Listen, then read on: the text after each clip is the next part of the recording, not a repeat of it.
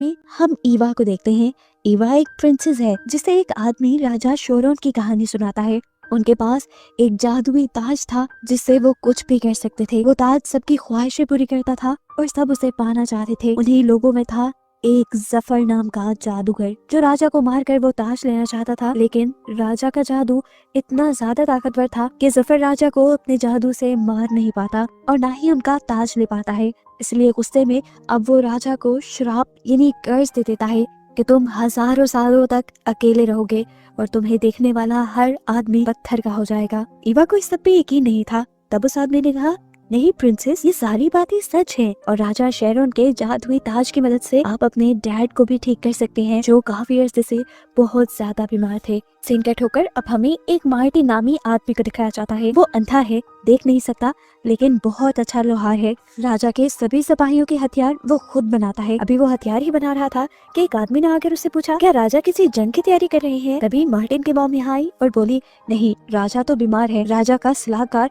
राजा के खिलाफ ही जंग की तैयारी कर रहा है। बेईमान है वो राजा की सल्तनत पर कब्जा करना चाहता है। यहीं पर दोबारा हम ईवा को देखते हैं जो अपने डैड के पास आई थी। अपने डैड से कहती है, मैं जान गई हूँ आपके इलाज का एक तरीका है, मैं जरूर शेरोन का ताज लेकर आऊंगी जिससे आप ठीक हो जाएंगे। तब राजा ने उससे कहा, नहीं मेरा बच्चा, ये सब कहानियां हैं, यहाँ पर कोई शेरोन नहीं और ना ही कोई जादुई ताज है। तुम बस किसी राजा को ढूंढो जिससे तुम शादी कर लो और फिर वो मेरी ये सारी सल्तनत संभाल ले। उसकी ये बात सुनकर ईवा दुखी होकर यहाँ से जाने ही वाली थी कि तभी उसे होजो ने रोक लिया, राजा का सलाहकार, जो ईवा को बताता है कि राजा शेरोन की कहानी बिल्कुल सच है। राजा शेरोन के महल तक जाने का रास्ता एक मैप में आपके डैड ने सबसे छुपा कर रखा है। असल में सभी राजा शेरोन के ताज को ढूंढने के लिए गए थे, लेकिन जो भी किया आज तक वो वापस नहीं आया।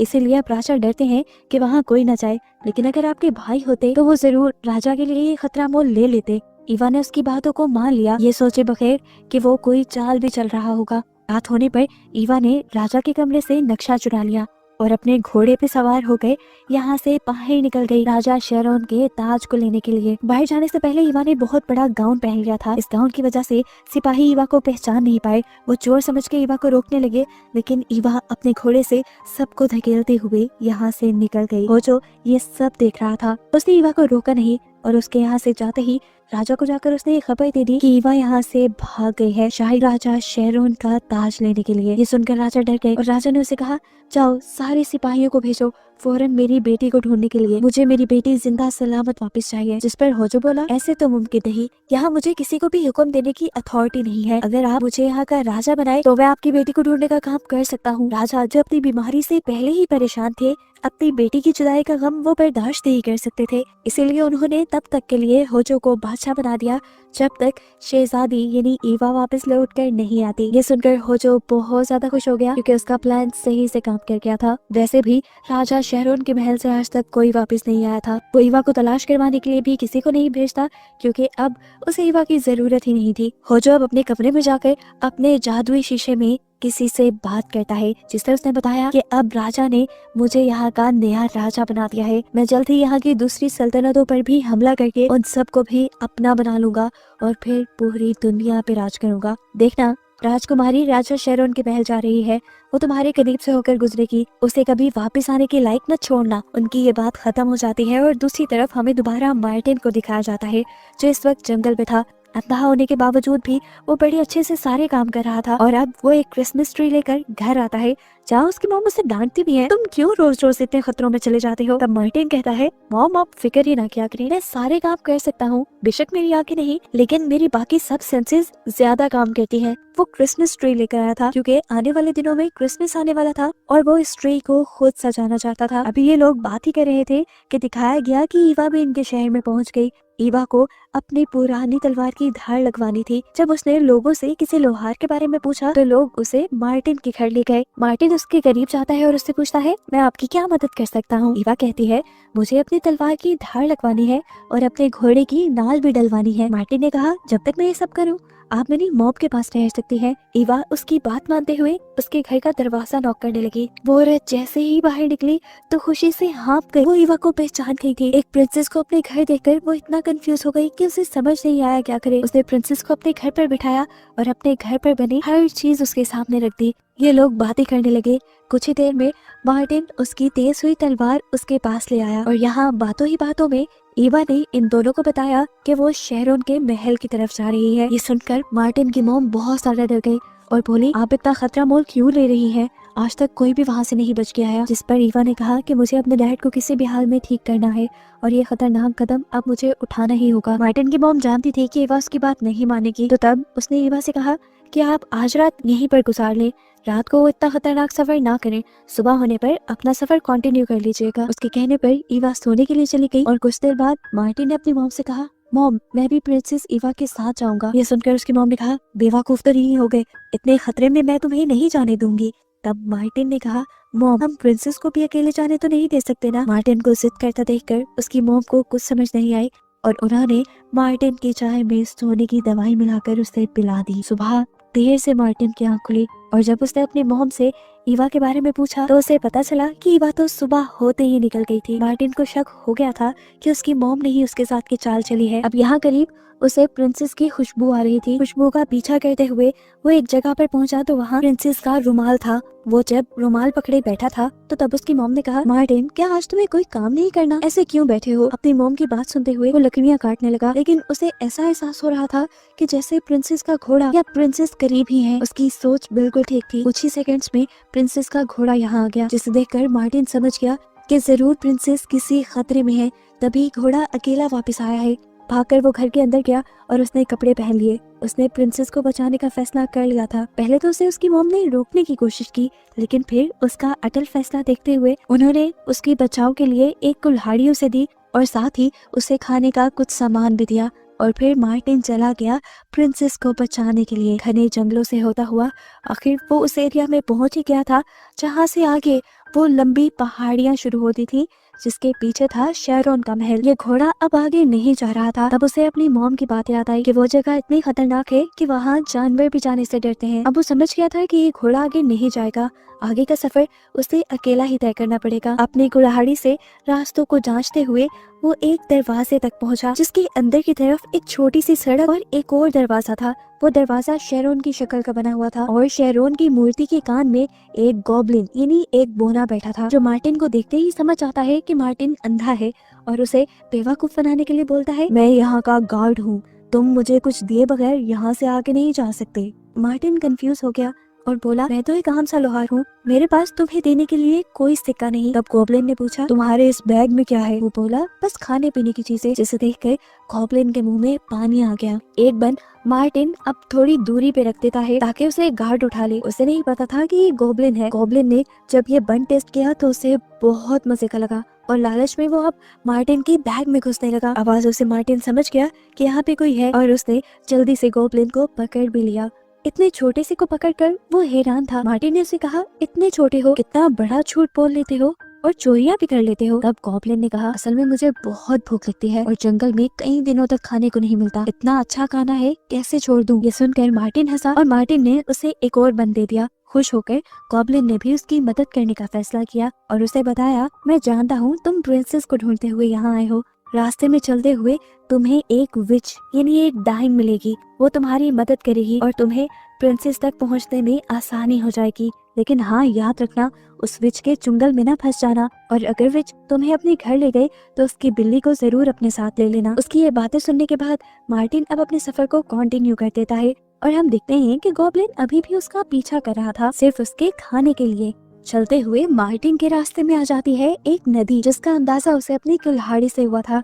वो इस नदी की गहराई का अंदाजा लगाने के लिए पास पड़े हुए कुछ पत्थर फेंककर ये बात पता चलाता है कि ये नदी ज्यादा गहरी नहीं, वो इसे पार कर सकता है। सारे कपड़े उतारकर वो नदी को पार कर लेता है और दोबारा से कपड़े पहनकर अपना सफर शुरू कर देता है। नदी पार करते ही थोड़ी ही दूरी पर उसे वो विच, वो डाइन मिल ही जाती है जिसके बारे में गॉब्लिन ने उसे बताया था। ये विच बहुत ही अजीब शक्ल की थी। मार्टिन ने जब उससे प्रिंसेस के बारे में पूछा तो वो विच बोली, असल में मुझे ज्यादा कुछ याद नहीं रहता, कोई आई तो होगी प्रिंसेस यहाँ पे, लेकिन कहाँ गई होगी मुझे याद नहीं। मैं अपनी सारी बातें अपनी डायरी में लिख लेती हूँ, अगर तुम्हें पता चलाना है तो तुम मेरे घर आ जाओ और डायरी से पढ़कर मैं तुम्हें बता दूंगी कि वो कहाँ की तरफ गई है।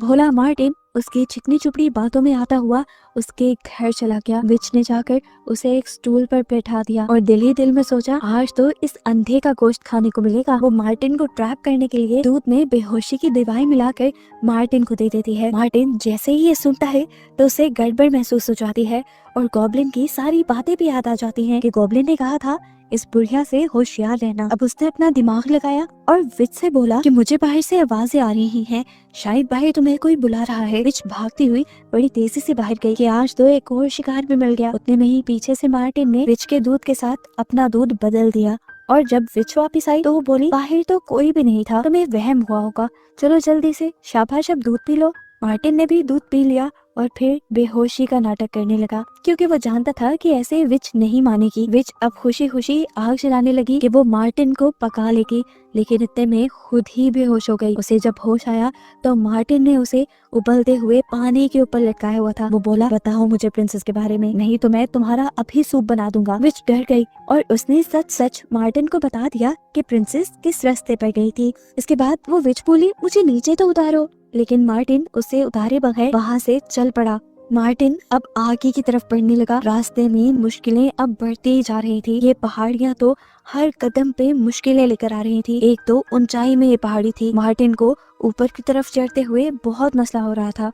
अब यहाँ गॉब्लिन उसकी मदद करने के लिए बोला, जिस पहाड़ी पे तुम चढ़ रहे हो ना, ये बहुत पतली है, अगर तुम गिर गए तो फंस जाओगे, निकलना आसान नहीं होगा। पर मार्टिन हिम्मत करता रहा। कुल्हाड़ी से ऊपर की ऊंचाइयों का अंदाजा लगाते हुए वो ऊपर की तरफ चढ़ता रहा। पीछे से विच ने भी पास पड़ी एक कुल्हाड़ी को उठाया और अपनी रस्सी को तुड़वा कर आजाद हो गई। उसने फौरन शीशे में किसी से बात करना शुरू की। ये और कोई नहीं बल्कि होजो ही था, जिसे उसने बताया कि मुझे लगता है अब तुम्हारा कर्ज टूट जाएगा। होजो बोला, क्या बकवास कर रही हो, तुम जानती हो वो कर्ज मैंने ही दिया है। मैं ही हूँ असली जफर जो 1000 साल से जिंदा है। मैं ही वो जादूगर हूँ जिसने वो शराब दिया था। मैं अभी नहीं मरा तो वो शराब कैसे टूट सकता है। तब बूढ़ी औरत बोली कि अगर कोई एक दिन तक बिना शेरोन को देखे उसके साथ गुजार दे तो उसका शराब टूट जाएगा, और अब मार्टिन नामी बंदा तुम्हारा ये शराब तोड़ देगा क्योंकि वो अंधा है और वो शेरोन के महल की तरफ जा रहा है। ये सुनकर उसे बहुत ज्यादा गुस्सा आया और वो फौरन अपना काला जादू चलाते हुए काले धुएं छोड़कर फौरन ही मार्टिन के पीछे आ गया। इस टाइम मार्टिन एक अजीब सी पहाड़ी पे था जिस पे चढ़ना कहीं मुश्किल था। मार्टिन ने हिम्मत नहीं हारी और आहिस्ता आहिस्ता कदम बढ़ाते हुए अपना पूरा जोर लगाते हुए वो ऊपर चढ़ने लगा। इस अंधे को ऊपर चढ़ता देखकर जफर यानी होजो हैरान परेशान हो गया और उसने अपने जादू से पहले यहाँ गॉब्लिन को पत्थर बना दिया जो उसे देख सकता था और मार्टिन की मदद कर सकता था, और फिर उसने मार्टिन को भी पहाड़ी से नीचे गिरा दिया इससे पहले कि वो जमीन से टकरा जाता और उसे कुछ हो जाता। होजो यानी जादूगर जफर गॉब्लिन की आवाज में उससे कहता है, तुम नीचे गिरने वाले थे और मैंने अपने जादू से तुम्हें बचा लिया, शुक्र करो मेरा। मार्टिन उसका शुक्रिया अदा करता है। गॉब्लिन की आवाज में ये जादूगर दोबारा उससे कहता है कि जब तक राजा शेरोन जिंदा है उसका श्राप भी जिंदा रहेगा। तुम अगर वहाँ जाकर राजा शेरोन को मार दोगे तो उसका श्राप खत्म हो जाएगा। तुम राजकुमारी को भी बचा लोगे और राजा को भी। ये सुनकर मार्टिन ने उसे इस मर्तबा भी मशवरा देने के लिए शुक्रिया किया और दोबारा अपना सफर शुरू कर दिया। आखिरकार वो इतनी तंग और मुश्किल पहाड़ी के ऊपर चढ़ ही गया जिसके आगे फाइनली उसे राजा शेरोन का खंडर महल मिल ही जाता है। अंदर जाने पर हर चीज पत्थर की बनी हुई थी क्योंकि इन चीजों को राजा शेरोन ने देख लिया था। यहाँ पर बहुत से लोग भी पत्थर की मूर्ति बने हुए थे जिन्होंने शेरोन की आंखों में देख लिया था। वो इन्हीं पत्थरों की मूर्तियों को पकड़ता पकड़ता आगे पहुँचता है। एक मूर्ति के पास पहुँचने पर उसे बिल्कुल प्रिंसेस के कपड़ों जैसी स्मेल आ रही थी और वो समझ गया कि यही प्रिंसेस है। राजा शेरोन अब इस आदमी को देखकर हैरान हुआ।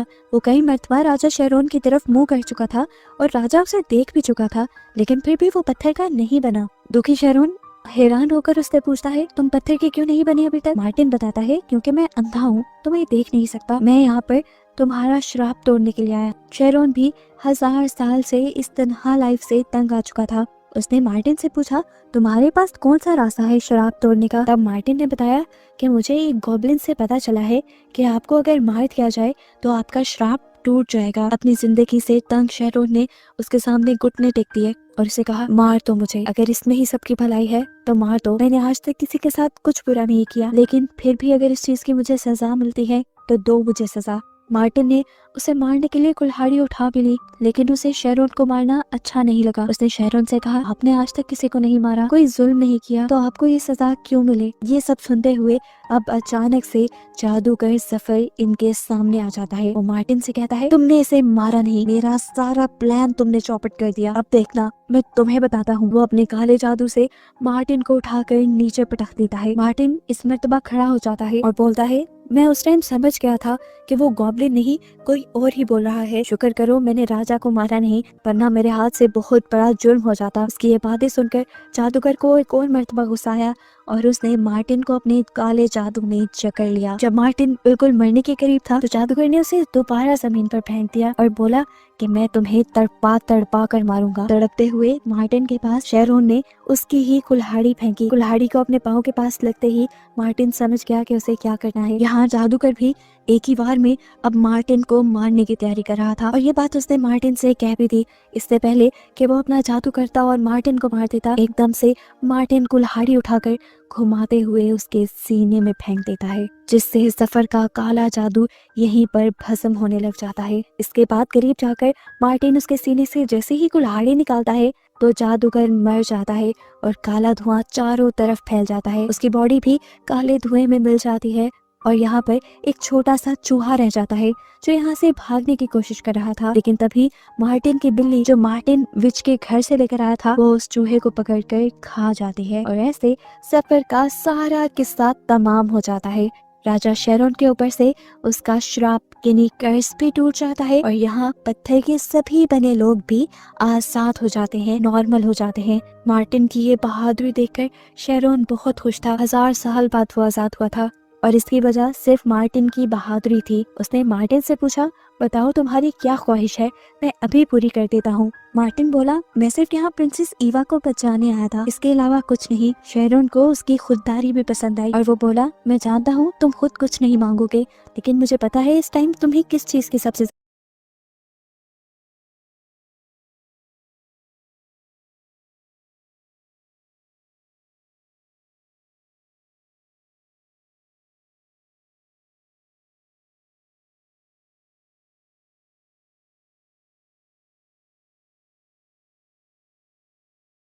इस ईवा को बचाने आया था, इसके अलावा कुछ नहीं। शेरोन को उसकी खुददारी भी पसंद आई और वो तो फिल्म की शुरुआत में हम ईवा को देखते हैं।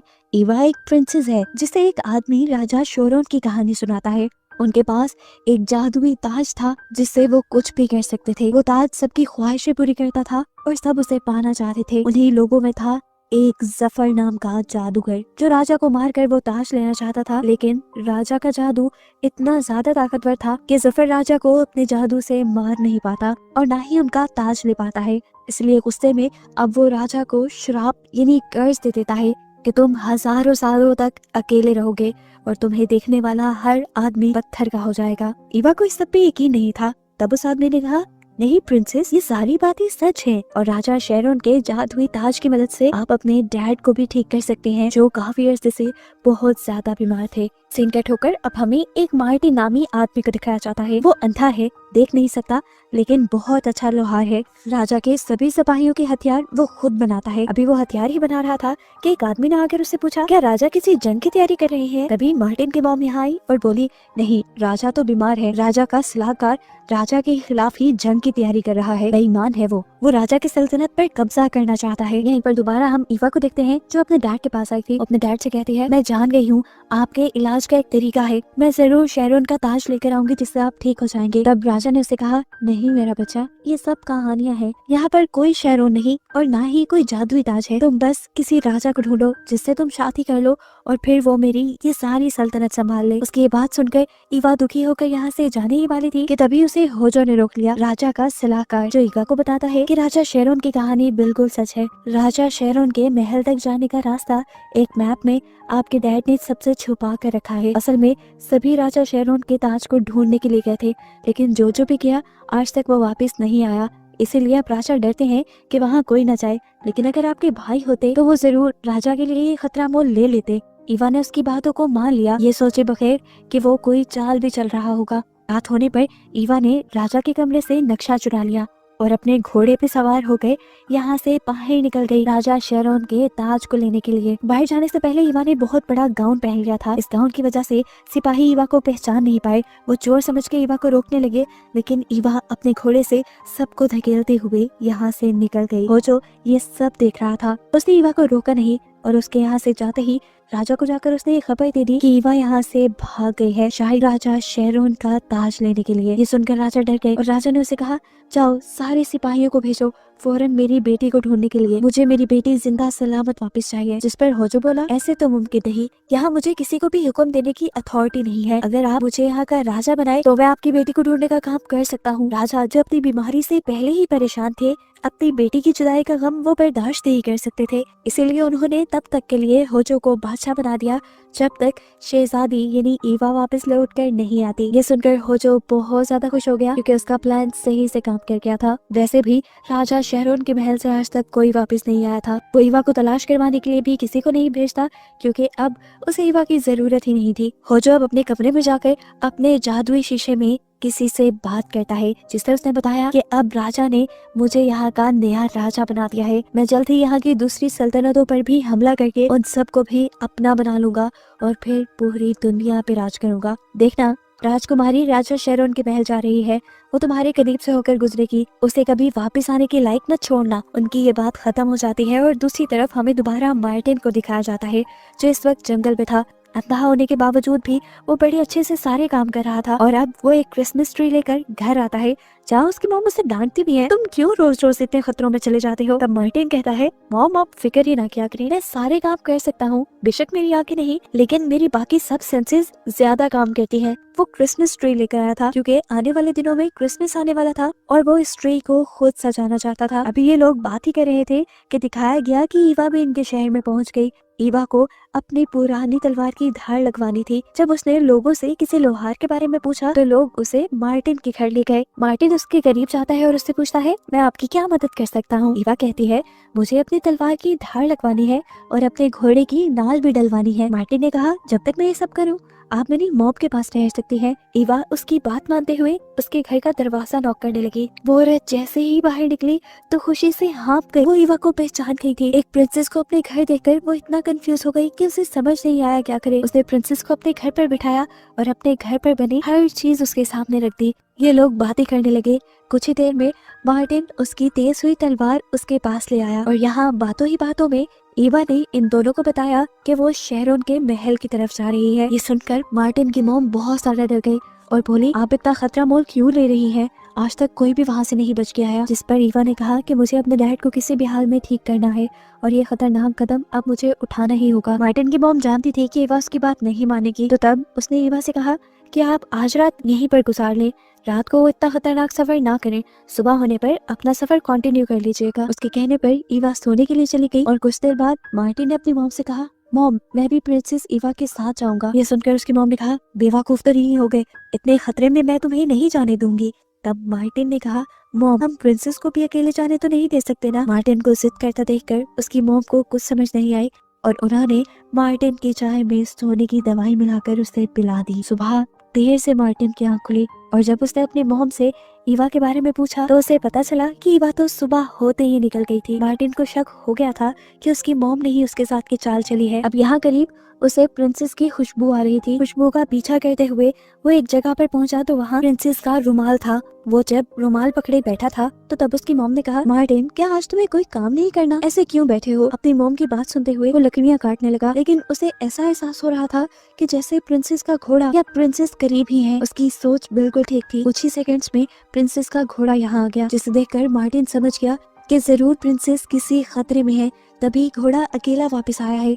भागकर वो घर के अंदर गया और उसने कपड़े पहन लिए। उसने प्रिंसेस को बचाने का फैसला कर लिया था। पहले तो उसे उसकी मॉम ने रोकने की कोशिश की, लेकिन फिर उसका अटल फैसला देखते हुए उन्होंने उसकी बचाव के लिए एक कुल्हाड़ी उसे दी और साथ ही उसे खाने का कुछ सामान भी दिया। और फिर मार्टिन चला गया प्रिंसेस को बचाने के लिए। घने जंगलों से होता हुआ आखिर वो उस एरिया में पहुंच ही गया था जहाँ से आगे वो लंबी पहाड़ियाँ शुरू होती थी, जिसके पीछे था शेरोन का महल। ये घोड़ा अब आगे नहीं जा रहा था। तब उसे अपनी मॉम की बात याद आई कि वो जगह इतनी खतरनाक है कि वहाँ जानवर भी जाने से डरते हैं। अब वो समझ गया था कि ये घोड़ा आगे नहीं जाएगा।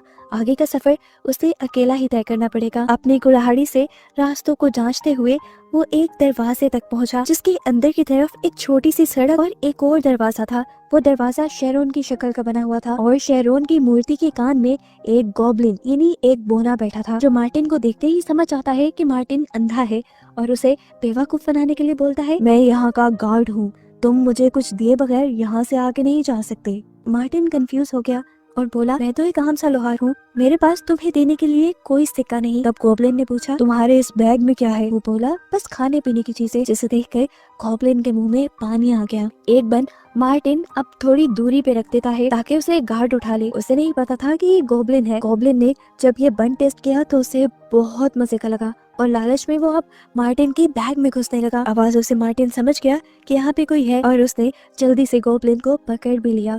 इतने छोटे से को पकड़कर वो हैरान था। मार्टिन ने उसे कहा, इतने छोटे हो, कितना बड़ा झूठ बोल लेते हो और चोरियां भी कर लेते हो। तब गॉब्लिन ने कहा, असल में मुझे बहुत भूख लगती है और जंगल में कई दिनों तक खाने को नहीं मिलता। इतना अच्छा खाना है, कैसे छोड़ दूं? ये सुनकर मार्टिन हंसा और मार्टिन ने उसे एक और बन दे दिया। खुश होकर गॉब्लिन ने भी उसकी मदद करने का फैसला किया और उसे बताया, मैं जानता हूँ तुम प्रिंसेस को ढूंढते हुए यहाँ आए हो। रास्ते में चलते हुए तुम्हें एक विच यानी एक डाइन मिलेगी, वो तुम्हारी मदद करेगी और तुम्हें प्रिंसेस तक पहुंचने में आसानी हो जाएगी। लेकिन हाँ, याद रखना, उस विच के चुंगल में ना फंस जाना और अगर विच तुम्हें अपने घर ले गए तो उसकी बिल्ली को जरूर अपने साथ ले लेना। उसकी ये बातें सुनने के बाद मार्टिन अब अपने सफर को कंटिन्यू कर देता है और हम देखते हैं कि गॉब्लिन अभी भी उसका पीछा कर रहा था, सिर्फ उसके खाने के लिए। चलते हुए मार्टिन के रास्ते में आ जाती है एक नदी, जिसका अंदाजा उसे अपनी कुल्हाड़ी से हुआ था। वो इस नदी की गहराई का अंदाजा लगाने के लिए पास पड़े हुए कुछ पत्थर फेंककर ये बात पता चलाता है कि ये नदी ज्यादा गहरी नहीं, वो इसे पार कर सकता है। सारे कपड़े उतारकर वो नदी को पार कर लेता है और दोबारा से कपड़े पहनकर अपना सफर शुरू कर देता है। नदी पार करते ही थोड़ी ही दूरी पर उसे वो विच, वो डाइन मिल ही जाती है जिसके बारे में गॉब्लिन ने उसे बताया था। ये विच बहुत ही अजीब शक्ल की थी। मार्टिन ने जब उससे प्रिंसेस के बारे में पूछा तो वो विच बोली, असल में मुझे ज्यादा कुछ याद नहीं रहता। कोई आई तो होगी प्रिंसेस यहाँ पे, लेकिन कहाँ गई होगी मुझे याद नहीं। मैं अपनी सारी बातें अपनी डायरी में लिख लेती हूँ। अगर तुम्हें पता चलाना है तो तुम मेरे घर आ जाओ और डायरी से पढ़कर मैं तुम्हें बता दूंगी कि वो कहाँ की तरफ गई है। भोला मार्टिन उसकी चिकनी चुपड़ी बातों में आता हुआ उसके घर चला गया। विच ने जाकर उसे एक स्टूल पर बैठा दिया और दिल ही दिल में सोचा, आज तो इस अंधे का गोश्त खाने को मिलेगा। वो मार्टिन को ट्रैप करने के लिए दूध में बेहोशी की दवाई मिलाकर मार्टिन को दे देती है। मार्टिन जैसे ही ये सुनता है तो उसे गड़बड़ महसूस हो जाती है और गॉब्लिन की सारी बातें भी याद आ जाती हैं कि गॉब्लिन ने कहा था इस बुढ़िया से होशियार रहना। अब उसने अपना दिमाग लगाया और विच से बोला कि मुझे बाहर से आवाजें आ रही हैं, शायद बाहर तुम्हें कोई बुला रहा है। विच भागती हुई बड़ी तेजी से बाहर गई कि आज तो एक और शिकार भी मिल गया। उतने में ही पीछे से मार्टिन ने विच के दूध के साथ अपना दूध बदल दिया और जब विच वापस आई तो वो बोली, बाहर तो कोई भी नहीं था, तुम्हें वहम हुआ होगा, चलो जल्दी से शाबाश अब दूध पी लो। मार्टिन ने भी दूध पी लिया और फिर बेहोशी का नाटक करने लगा, क्योंकि वो जानता था कि ऐसे विच नहीं मानेगी। विच अब खुशी खुशी आग जलाने लगी कि वो मार्टिन को पका लेगी, लेकिन इतने में खुद ही बेहोश हो गई। उसे जब होश आया तो मार्टिन ने उसे उबलते हुए पानी के ऊपर लटकाया हुआ था। वो बोला, बताओ मुझे प्रिंसेस के बारे में, नहीं तो मैं तुम्हारा अभी सूप बना दूंगा। विच डर गई और उसने सच सच मार्टिन को बता दिया कि प्रिंसेस किस रास्ते पर गई थी। इसके बाद वो विच बोली, मुझे नीचे तो उतारो, लेकिन मार्टिन उसे उतारे बगैर वहाँ से चल पड़ा। मार्टिन अब आगे की तरफ बढ़ने लगा। रास्ते में मुश्किलें अब बढ़ती जा रही थी। ये पहाड़ियाँ तो हर कदम पे मुश्किलें लेकर आ रही थी। एक तो ऊंचाई में ये पहाड़ी थी, मार्टिन को ऊपर की तरफ चढ़ते हुए बहुत मसला हो रहा था। अब यहाँ गॉब्लिन उसकी मदद करने के लिए बोला, जिस पहाड़ी पे तुम चढ़ रहे हो ना, ये बहुत पतली है, अगर तुम गिर गए तो फंस जाओगे, निकलना आसान नहीं होगा। पर मार्टिन हिम्मत करता रहा। कुल्हाड़ी से ऊपर की ऊंचाइयों का अंदाजा लगाते हुए वो ऊपर की तरफ चढ़ता रहा। पीछे से विच ने भी पास पड़ी एक कुल्हाड़ी को उठाया और अपनी रस्सी को तुड़वाकर आजाद हो गई। उसने फौरन शीशे में किसी से बात करना शुरू की। ये और कोई नहीं बल्कि होजो ही था, जिसे उसने बताया कि मुझे लगता है अब तुम्हारा कर्ज टूट जाएगा। होजो बोला, क्या बकवास कर रही हो, तुम जानती हो वो कर्ज मैंने ही दिया है। मैं ही हूँ असली जफर जो 1000 साल से जिंदा है। मैं ही वो जादूगर हूँ जिसने वो शराब दिया था। मैं अभी नहीं मरा तो वो शराब कैसे टूट सकता है। तब बूढ़ी औरत बोली कि अगर कोई एक दिन तक बिना शेरोन को देखे उसके साथ गुजार दे तो उसका शराब टूट जाएगा। और अब मार्टिन नामी बंदा तुम्हारा ये शराब तोड़ देगा क्योंकि वो अंधा है और वो शेरोन के महल की तरफ जा रहा है। ये सुनकर उसे बहुत ज्यादा गुस्सा आया और वो फौरन अपना काला जादू चलाते हुए काले धुएं छोड़कर फौरन ही मार्टिन के पीछे आ गया। इस टाइम मार्टिन एक अजीब सी पहाड़ी पे था जिस पे चढ़ना कहीं मुश्किल था। मार्टिन ने हिम्मत नहीं हारी और आहिस्ता आहिस्ता कदम बढ़ाते हुए अपना पूरा जोर लगाते हुए वो ऊपर चढ़ने लगा। इस अंधे को ऊपर चढ़ता देखकर जफर यानी होजो हैरान परेशान हो गया और उसने अपने जादू से पहले यहाँ गॉब्लिन को पत्थर बना दिया जो उसे देख सकता था और मार्टिन की मदद कर सकता था। और फिर उसने मार्टिन को भी पहाड़ी से नीचे गिरा दिया इससे पहले कि वो जमीन से टकरा जाता और उसे कुछ हो जाता। होजो यानी जादूगर जफर गॉब्लिन की आवाज में उससे कहता है, तुम नीचे गिरने वाले थे और मैंने अपने जादू से तुम्हें बचा लिया, शुक्र करो मेरा। मार्टिन उसका शुक्रिया अदा करता है। गॉब्लिन की आवाज में ये जादूगर दोबारा उससे कहता है कि जब तक राजा शेरोन जिंदा है उसका श्राप भी जिंदा रहेगा। तुम अगर वहां जाकर राजा शेरोन को मार दोगे तो उसका श्राप खत्म हो जाएगा। तुम राजकुमारी को भी बचा लोगे और राजा को भी। ये सुनकर मार्टिन ने उसे इस मर्तबा भी मशवरा देने के लिए शुक्रिया किया और दोबारा अपना सफर शुरू कर दिया। आखिरकार वो इतनी तंग और मुश्किल पहाड़ी के ऊपर चढ़ ही गया जिसके आगे फाइनली उसे राजा शेरोन का खंडर महल मिल ही जाता है। अंदर जाने पर हर चीज पत्थर की बनी हुई थी क्योंकि इन चीजों को राजा शेरोन ने देख लिया था। यहाँ पर बहुत से लोग भी पत्थर की मूर्ति बने हुए थे जिन्होंने शेरोन की आंखों में देख लिया था। वो इन्हीं पत्थरों की मूर्तियों को पकड़ता पकड़ता आगे पहुँचता है। एक मूर्ति के पास पहुँचने पर उसे बिल्कुल प्रिंसेस के कपड़ों जैसी स्मेल आ रही थी और वो समझ गया कि यही प्रिंसेस है। राजा शेरोन अब इस आदमी को देखकर हैरान हुआ। वो कई मर्तबा राजा शेरोन की तरफ मुंह कर चुका था और राजा उसे देख भी चुका था लेकिन फिर भी वो पत्थर का नहीं बना। दुखी शेरोन हैरान होकर उससे पूछता है, तुम पत्थर के क्यों नहीं बने अभी तक? मार्टिन बताता है, क्योंकि मैं अंधा हूँ तो मैं देख नहीं सकता। मैं यहाँ पर तुम्हारा श्राप तोड़ने के लिए आया। शेरोन भी 1000 साल से इस तन्हा लाइफ से तंग आ चुका था। उसने मार्टिन से पूछा, तुम्हारे पास कौन सा रास्ता है श्राप तोड़ने का? तब मार्टिन ने बताया कि मुझे एक गॉब्लिन से पता चला है कि आपको अगर मार दिया जाए तो आपका श्राप टूट जाएगा। अपनी जिंदगी से तंग शेरोन ने उसके सामने घुटने टेक दिए और उसे कहा, मार तो मुझे, अगर इसमें ही सबकी भलाई है तो मार दो। मैंने आज तक किसी के साथ कुछ बुरा नहीं किया लेकिन फिर भी अगर इस चीज की मुझे सजा मिलती है तो दो मुझे सजा। मार्टिन ने उसे मारने के लिए कुल्हाड़ी उठा भी ली लेकिन उसे शेरोन को मारना अच्छा नहीं लगा। उसने शेरोन से कहा, आपने आज तक किसी को नहीं मारा, कोई जुल्म नहीं किया, तो आपको ये सजा क्यों मिले? ये सब सुनते हुए अब अचानक से जादूगर जफर इनके सामने आ जाता है। वो मार्टिन से कहता है, तुमने इसे मारा नहीं, मेरा सारा प्लान तुमने चौपट कर दिया। अब देखना मैं तुम्हें बताता हूँ। वो अपने काले जादू से मार्टिन को उठाकर नीचे पटक देता है। मार्टिन इस मर्तबा खड़ा हो जाता है और बोलता है, मैं उस टाइम समझ गया था कि वो गॉब्लिन नहीं कोई और ही बोल रहा है। शुक्र करो मैंने राजा को मारा नहीं, वरना मेरे हाथ से बहुत बड़ा जुर्म हो जाता। उसकी ये बातें सुनकर जादूगर को एक और मर्तबा गुस्सा आया और उसने मार्टिन को अपने काले जादू में जकड़ लिया। जब मार्टिन बिल्कुल मरने के करीब था तो जादूगर ने उसे दोबारा जमीन पर फेंक दिया और बोला कि मैं तुम्हें तड़पा कर मारूंगा। तड़पते हुए मार्टिन के पास शेरोन ने उसकी ही कुल्हाड़ी फेंकी। कुल्हाड़ी को अपने पाँव के पास लगते ही मार्टिन समझ गया कि उसे क्या करना है। यहाँ जादूगर भी एक ही बार में अब मार्टिन को मारने की तैयारी कर रहा था और ये बात उसने मार्टिन से कह भी दी इससे पहले कि वो अपना जादू करता और मार्टिन को मार देता। एकदम से मार्टिन कुल्हाड़ी उठाकर घुमाते हुए उसके सीने में फेंक देता है जिससे जफर का काला जादू यहीं पर भस्म होने लग जाता है। इसके बाद करीब जाकर मार्टिन उसके सीने से जैसे ही कुल्हाड़ी निकालता है तो जादूगर मर जाता है और काला धुआं चारों तरफ फैल जाता है। उसकी बॉडी भी काले धुएं में मिल जाती है और यहाँ पर एक छोटा सा चूहा रह जाता है जो यहाँ से भागने की कोशिश कर रहा था। लेकिन तभी मार्टिन की बिल्ली जो मार्टिन विच के घर से लेकर आया था वो उस चूहे को पकड़कर खा जाती है और ऐसे सफर का सारा किस्सा तमाम हो जाता है।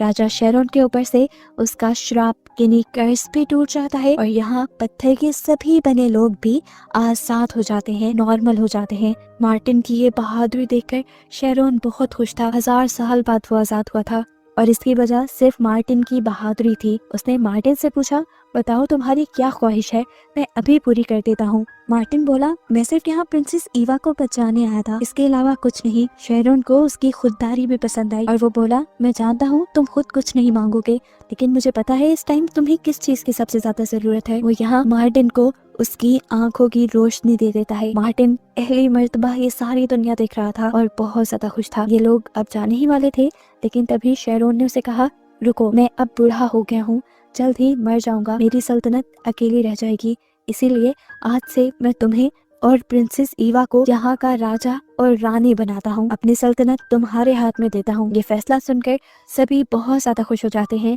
और ये दोनों शेरोन से वादा करते हैं कि जल्द ही ये लोग अपने घर वालों से मिलकर यहाँ वापस आ जाएंगे और ये सब कुछ संभाल लेंगे। यहाँ पर ईवा भी शेरोन से अपने डैड को ठीक करने की विश मांगती है और शेरोन उसकी भी विश पूरी कर देता है, जिसके बाद वो इन दोनों को इनके घर के करीब छोड़ देता है। ये लोग जब घर वापस आए तो यहाँ पे सब कुछ पहले जैसा हो गया था। राजा ने ठीक होकर अपना सारा निजाम संभाल लिया था, सभी अमन में थे और खुश थे। ये देखकर प्रिंसेस ईवा भी खुश हुई और उसके डैड भी उसे देखकर फख्र करने लगे। आखिर में दिखाया गया कि मार्टिन और प्रिंसेस ईवा की शादी हो गई, जिसके बाद वो शेरोन की हुकूमत संभालने लगे और इस तरह इस कहानी की हैप्पी एंडिंग हुई।